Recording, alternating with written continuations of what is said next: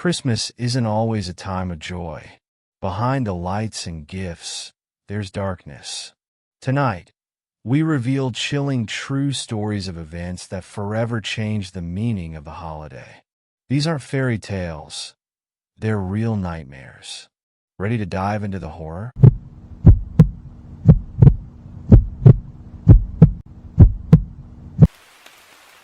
It was a cold December night, a week before Christmas. The air was thick with the scent of snow, and the dim street lights added to the stillness of the city. Every year at this time of year, my family spends Christmas at our country house in northern Switzerland, near the town of Zermatt. This region, known for its stunning mountain scenery, is particularly quiet in the winter, when wealthy people from all over Europe leave for tropical destinations, leaving behind the large homes they care for all year round. My father and I were home first, arriving before the rest of the family. My mother and sister were still working and couldn't join us until the following weekend. My father had recently retired, and my school year was over with the start of the winter break, so we decided to arrive early to enjoy the quiet atmosphere. Our country house is located in a remote corner of a small village, far from the hustle and bustle of the city. The house has separate bedrooms for each member of the family, and it was our favorite retreat from the hustle and bustle of everyday life. When we arrived, my dad started turning on the heat and water and doing all the little chores he usually does on our first day back after a long time. It was freezing outside, but inside it was warm as we always like it. I decided to take my gaming console and spend the time in my room, where I spent most of the first day playing video games in complete isolation. That night, a heavy snowstorm hit the area, which actually prompted us to come early to this quiet area. We wanted to avoid the icy roads and the dangers that the storm might cause later. The next morning, I woke up and went out to the kitchen where my dad had already woken up. He said, "When did you build the snowman in the backyard?" I was surprised by his question, and I replied, "What do you mean?" He pointed to the window and said, "The snowman is in the yard, look." I went to look out the window and saw that the ground was covered in at least 2 feet of fresh snow, but there was also a snowman in the backyard, sitting there. It had 2 sticks in the shape of arms extended in the air, and its face was carved into the ice, with eyes and a mouth facing directly at my window. I was surprised and said, "I didn't build that snowman." My father laughed and said, "The kids next door must have done that." At first, I thought it was just an innocent prank, not expecting anything strange to happen. But the next night, things started to take a turn for the worse. I was sleeping in my bed when I was suddenly awakened by a loud crash on my window. I panicked and quickly pulled the blanket over my head to hide, not wanting anyone to see me out there in the dark. After a few minutes of waiting, I began to wonder if the sound was just snow falling from the roof and hitting the window. I carefully got out of bed and went to the window to take a look. I screamed loudly when I saw what was outside. At first, I thought I was imagining it, but the truth was even more terrifying. There was another snowman standing right outside my window. But this time, his face was a scowl and angry one, instead of the familiar smile. I shouted for my father to come quickly, and he ran inside. I pointed to the window, and when he looked out, his face was filled with tension. He said he would go to the neighbor's house the next morning to talk to the children's parents. But I couldn't get back to sleep, so I decided to go sleep in my sister's room for the rest of the night. The next morning, my father went to the house next door and rang the doorbell, but he discovered that they weren't home. There were no cars in the driveway, which meant they weren't even in town. This was the only house in the area with children, and that made things even more mysterious for us. 5 or 6 days passed without any further incident, until Christmas Eve. By then, the rest of the family, including our 4 grandparents, had arrived home. We were all in the living room chatting before dinner, and it was getting dark outside. Suddenly, There was a knock on the front door instead of a doorbell. We weren't expecting any more visitors, and tension began to creep into the room. My father went to open the door and asked, "Who's there?" The response from the person behind the door was, "Please let me in. I need help."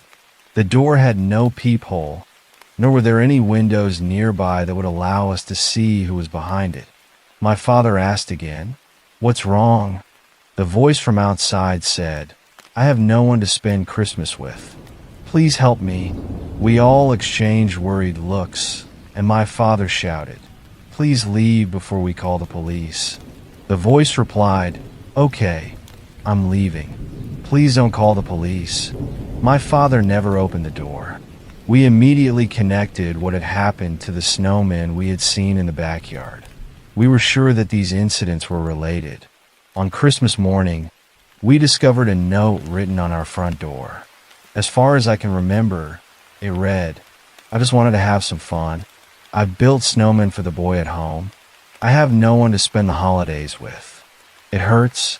From this observation, it became clear that the person who left it was suffering from an unstable mental state. This was not just a joke, especially when this person came to our front door. I believe that this person was a danger, even if he did not appear hostile. His actions were enough for us to avoid meeting him at all costs.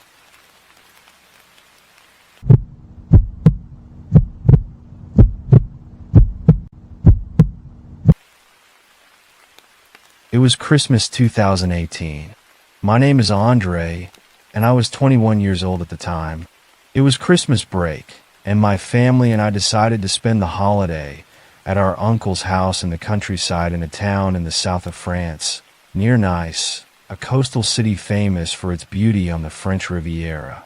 It was the night of December 24th, Christmas Eve, and my family and close relatives decided to go to our uncle's house in the countryside to enjoy the holiday together. Although we came from Paris, where it was cold at this time of year, the weather in Nice was relatively warm, which made the atmosphere more comfortable and calm, especially with the lights decorating the trees and the decorations spread throughout the city. That night, my brother Nico, who was 18 at the time, and I decided to look for something fun to do. We wanted to explore the nightlife in Nice. We heard about some parties that were going to be held in some of the bars and clubs in the city, and we decided to head there. We had some close friends who told us about private Christmas parties in the surrounding areas. We first went to a club in Nice where there was a special Christmas event. Everyone was wearing red Santa hats, which made the place look very festive. However, once we got there, we discovered that the entrance fee was 100 euros per person, which we thought was too much. The guard at the entrance also discovered that Nico's ID was fake, so we had to look for another place. We then decided to go to a nearby bar in the city. The atmosphere in the bar was similar to the one in the club, with lots of people wearing red Santa hats, which made the atmosphere very festive. While we were having our drinks, a woman in her mid-40s, wearing a sexy Christmas sweater and with a strange smile, approached us. She started talking to Nico, saying that she loved Spanish accents and preferred young people who spoke them. Although I felt a bit strange about the situation, I let my brother do as he pleased, as he was a young man at the beginning of his life and wanted to enjoy the holidays. The two of them talked for a long time, so I decided to stay alone for a while in the bar, where I made friends with some of the people sitting next to me. After a while, Nico tapped me on the shoulder to tell me that he was leaving with the woman. I looked at him and said, "If you're happy, that's okay." After that, I stayed in the bar for a while, then decided to go back to our uncle's house by Uber, thinking that Nico would spend the night with the woman. I was halfway there when my phone rang. It was Nico calling me, and I answered it right away. But what I heard was strange. It sounded like Nico had called me from his pocket, and there was a noise in the background. I heard a man's voice in the background, and then suddenly screaming. I tried to call him again, but the call was cut off. I tried calling him dozens of times, until someone answered the phone. But it wasn't Nico. It was a very deep man's voice. I asked him, "Who is this? What happened?" He replied, "I found this phone on the sidewalk." I asked him to leave the phone at our uncle's house or to meet me somewhere, but he didn't answer. I heard him talking to someone else in the background, and then we heard screaming. It was Nico's voice screaming my name and asking for help, and then the call was cut off suddenly. I was in a state of extreme panic and asked the driver to stop immediately. I tried to call anyone in the family, but it was late and no one answered.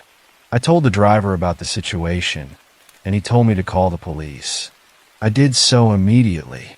The police arrived at our uncle's house and woke up my family. We explained the situation to them, and we went with the police to the bar we were in. When we arrived, I received a phone call from an unknown number. It was Nico. He was gasping and terrified, and he said he had been kidnapped and had barely escaped death. He was using a stranger's phone. We were able to locate him in the north of Nice, in a remote street. When we arrived, we found him covered in blood, and his eyes were swollen. He said he left with the woman who claimed to be arriving in an Uber, but when they reached the quiet alley, Nico discovered that the car wasn't an Uber, but a trap. There were two men in the car who immediately grabbed him and threatened to kill him if he didn't shut up. Throughout the ride, one of them kept calling me and threatening to kill him if he tried to talk. After destroying his phone, they took all his belongings. When the car finally stopped, Nico managed to escape. He thought they would kill him if he didn't run. They didn't pursue him, and the car just disappeared into the darkness. Unfortunately, the police were unable to identify the woman seen in the video footage from the bar, despite their continued efforts. Nico said that the men who kidnapped him weren't wearing masks, which made the situation even more terrifying for him. In the end, our holiday was completely ruined, but we were so grateful that Nico was alive. On Christmas Eve, we woke up to his screams in the middle of the night. He was screaming in panic, "She's home!" We ran to his room, where he was having a terrifying nightmare, but he was in shock. That night, I couldn't sleep properly, and I kept thinking about that suspicious woman and her creepy smile, which made me keep watching the darkness all night.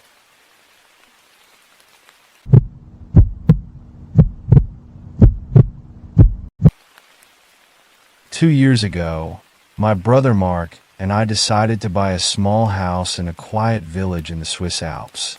It was simple but beautiful, with a great view of the mountains.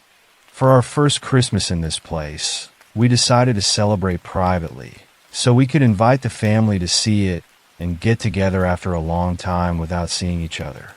Our family is not very large, so we didn't have many guests. It was just the two of us, my parents, my aunt and uncle, my cousin, my sister, and my nephews. They came early on Christmas morning to help with the food. They brought their dog Luke, who was considered part of the family. Since my family lived 2 hours away, they decided to spend the night with us at the house. The rest of the family lived nearby, less than an hour away, so they didn't stay long. In the end, our house wasn't big enough to accommodate more guests for much longer, so the atmosphere was relaxed but simple. During dinner, we started talking about some strange incidents that had happened in the area recently. There were murders in the woods around us, with bodies being found near rivers and in remote areas. This was a worrying topic, but my mother and sister quickly changed the subject, emphasizing the need to enjoy the holiday and not dwell on the unpleasant things. After dinner, we decided to relax in the living room with some wine while watching a Christmas movie. We laughed and talked about family life and experiences we had. As time went on, the family gradually began to leave, until only me, my brother Mark, my sister, and her husband, and her children were left at home. The children went to bed early, but we adults stayed up to continue talking and enjoying time together, drinking more wine. Late at night, my friend arrived after her family had left the house. We decided to continue the evening together, but we were all starting to feel tired after so many hours. Eventually, we decided to go to sleep, but suddenly, I woke up to my friend gently shaking me. The room was completely dark, and when I looked at the clock next to my bed, I noticed that it was 2 a.m. I was in a state of confusion when my friend whispered to me, "Listen, there is something unusual happening." I said nervously, "What is it?" She said in a low voice, "There is something strange in the hall, listen." Suddenly, I heard a strange sound. It was the sound of our dog, Luke, growling in the hall of the house. I felt something strange, so I quickly got out of bed and entered the hall. The back door was wide open, and the cold air was seeping into the house. I looked outside and found Luke standing near the door, looking into the darkness as if he was seeing something far away. We checked the surroundings of the house, but nothing was clear. But suddenly, I heard my brother Mark's voice calling my name from afar. The voice was coming from the direction of the forest. I was immediately alarmed. The voice was distant, as if it was coming from the dark depths of the forest. My friend asked in confusion, "Could Mark be in danger?" I decided to go outside and see what was happening. I quickly put on my boots and coat and grabbed a flashlight. The ground was covered in a thin layer of snow, making it easy to follow the footprints that led from the back door toward the woods. I called Mark's name loudly, but the response came too late, as if his voice came from deep in the woods. The footprints slowly faded until they were almost invisible. With every step I took, the sound I heard grew fainter. I called again at the top of my lungs, "Mark, where are you?" But there was no response except the sound of the wind in the trees. It was unnaturally quiet, as if everything had frozen. I tried to call Mark's phone, but he didn't answer. The situation was more mysterious than ever. My screams began to fade into the woods, and the ground grew even more silent, as if it carried nothing but the cold air. Suddenly, my phone rang. I answered immediately, and the voice on the other end was my girlfriend. "Chet, Mark is in his bedroom now," she said in a calm tone. I was in shock. How could he be in his bedroom while I was hearing his voice in the woods all the time? I was so confused. I asked her about my sister's husband, and she replied, "Yes, he is also still sleeping on the couch." At that moment, I felt something strange, as if I was not alone in the woods. There was a strong feeling that someone was watching me from afar. I ran back in the opposite direction, running with all my might on the way back. The light in the backyard of the house seemed clearer the closer I got. I went back home and told everyone what had happened, as I was in a state of confusion and terror. We explained to them what had happened, from Mika, who was roaring, to the footprints that led me into the woods. But what made us most shocked was that the voice we had been hearing the whole time sounded exactly like Mark's. We thought about calling the police, but decided to wait a little bit. After half an hour, the officer arrived and asked us some questions. He told us that if anything else happened, we could call him at any time. After a short while, he left.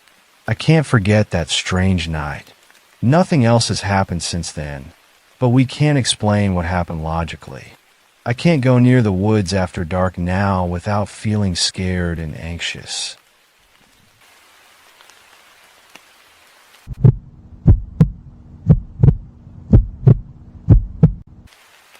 Christmas 2013, I was living in a house in a small town in Austria, on the top floor of a 2-story house. The house belonged to my parents, and they had rented out the lower floor to different tenants over the years.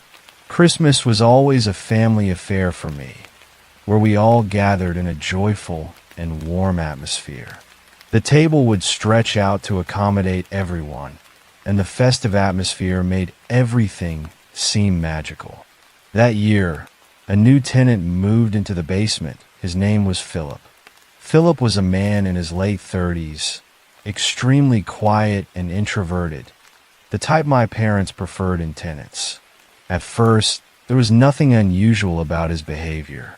He lived alone and would go out in the morning and return in the evening. However, things started to change after just a few days. Disturbing noises began to creep into our house late at night. The front door would open and close several times, and sometimes loud conversations and unexplained screams could be heard. One night, my father decided to go downstairs to find out what was causing these noises, and asked Philip to be quieter. That was the beginning of my parents' suspicions about this man's behavior. Then came Christmas, and we decided to invite the whole family to celebrate. The extended table accommodated 20 people and was decorated with plates of food and drinks that embodied the spirit of the holiday. My Uncle Henrik was known for his great love of smoking, so he went out to the backyard several times to smoke during dinner. After dinner, my Uncle Henrik went out to smoke again and accidentally left his mobile phone on the table.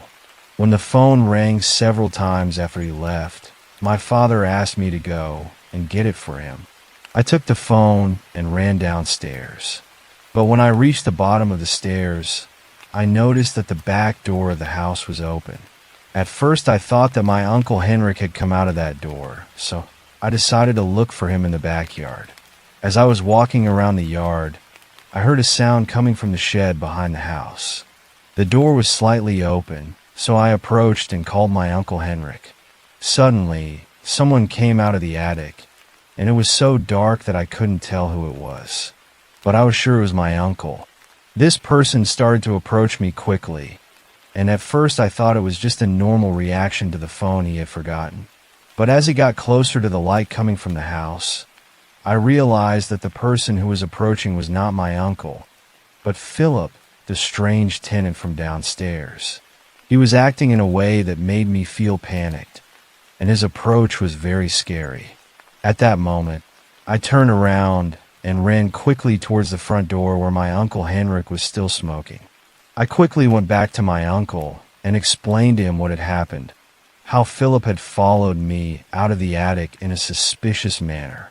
My uncle was the type who didn't take things seriously, so he didn't show any strong reaction. But I stayed by his side until he finished his cigarette, as I felt uncomfortable. A little while later, we all returned to the table in the dining room. I told my parents about the incident, and he explained to them that Philip had been following me uncomfortably around the backyard. There was silence in the room for a few moments. My father seemed a little worried, but he didn't want to spoil the holiday atmosphere, so he waited until we were done with dinner. Then he decided to go outside to check on the situation. A short while later, he returned and said that Philip hadn't opened the door and that the shed was locked. Those were quieter moments, but I felt that something strange was happening. 2 hours passed, and the last of the family had left, and we began to get ready for bed. I decided to stay in the living room by the fire under the Christmas tree. I loved the warm light from the logs in the fireplace and the twinkling ornaments on the tree. While I was watching a Christmas movie, I fell asleep without realizing it. But suddenly, I was awakened by a creaking sound coming from the stairs. I was too exhausted to move. The room was dark, and the sound could have just been my mother, my father, or my sister. The huge Christmas tree was blocking my view, so it was difficult to tell where the sound was coming from. But a few moments later, I heard a door open at the end of the hallway. I assumed it was my sister returning to her room, but after a few minutes, I heard a strange movement near the tree. The sound was like decorations falling from the tree. At that moment, everything turned into a state of horror. When I looked at the tree, it was completely still, but when I turned to the other side of the sofa, I saw someone standing in front of me, slightly bent over. At first, I could only think of panic, so I screamed at the top of my lungs. Then I realized that this person was not my father as I expected, but Philip. Then I screamed again at the top of my lungs. Philip tried to cover my mouth with his hand, but he was too late. We all heard the sound, and Philip ran towards the stairs. My father came out of his room, chased Philip until he reached the street, where Philip quickly ran to his car and drove away. Fortunately, my father had a copy of Philip's ID and personal information, which we used to report him to the police. He was prosecuted for theft and burglary, and we succeeded in winning the case by an overwhelming majority. Although we won in the end, I cannot forget those terrifying moments. I still feel scared when I remember that night when a stranger approached me in the dark.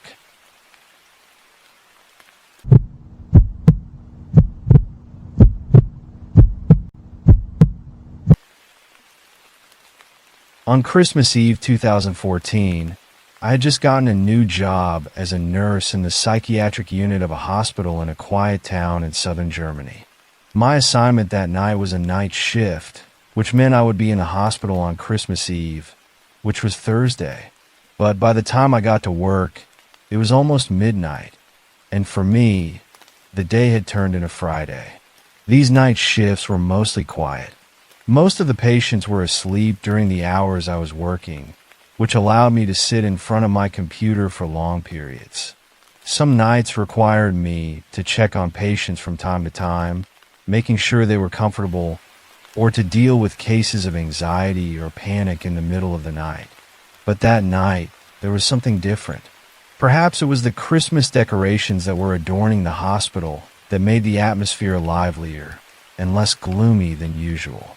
The dim lights from the decorations and trees created a cozy atmosphere, and despite the darkness that enveloped the corridors, they lit up the place in a warm way. However, there was one patient who strangely caught my attention. Her name was Eleanor, an elderly woman who suffered from schizophrenia. She often talked to herself in unintelligible words, and sometimes she would raise her voice as if she was trying to communicate with me or those around her. But in reality, she was just spinning in her own thoughts. At 3 a.m, I decided to go check on her. When I entered her room, she was wide awake, sitting on the bed and staring into space. She smiled at me strangely, laughed softly, and I felt a shiver at her. She looked strange, as if I saw her in a horror movie. I asked her gently if she needed anything, but instead of answering, she began to mumble unintelligible words. Among those words, I could hear the word, "check the bathroom."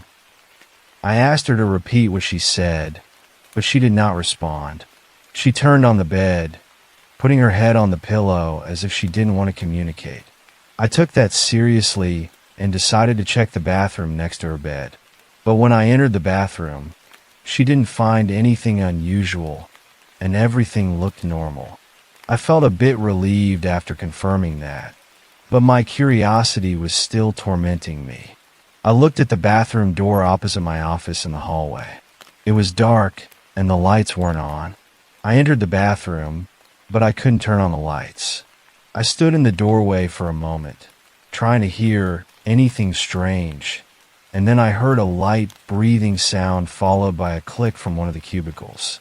I couldn't clearly pinpoint the source of the sound, but I felt something strange.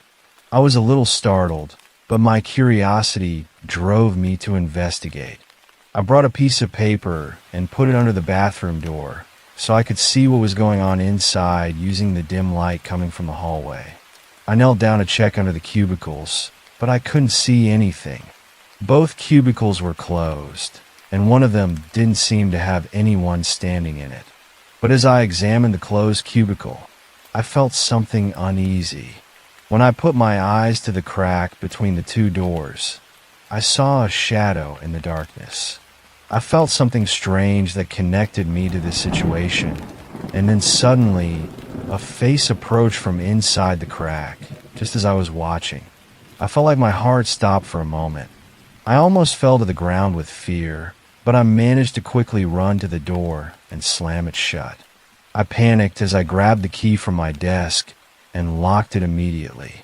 I ran to another nurse who was downstairs and told her what had happened, but when we went together to check, We discovered that the lights in the bathroom had turned on, and the cubicles were completely open. There was no one inside. That was impossible. How could someone close the door behind them if they were not even in the room? Before my shift ended, I tried again to ask Eleanor what had happened in the bathroom, but she did not answer. As I was about to leave, I heard her say to me in a low voice, "Happy birthday." I turned and saw her smiling at me, but the smile was very strange and unsettling. There was something off about that situation, something that made me run for the door without saying anything else. I stayed in the hospital for a few weeks after the incident, working closely with Eleanor, but I couldn't get that image out of my mind. After a while, she was transferred to another hospice, but to this day, I can't shake the feeling that there is something strange and profound that connects me to that incident in the bathroom. It's one of those stories that I can't even try to explain or understand, but it still haunts me whenever I think about it.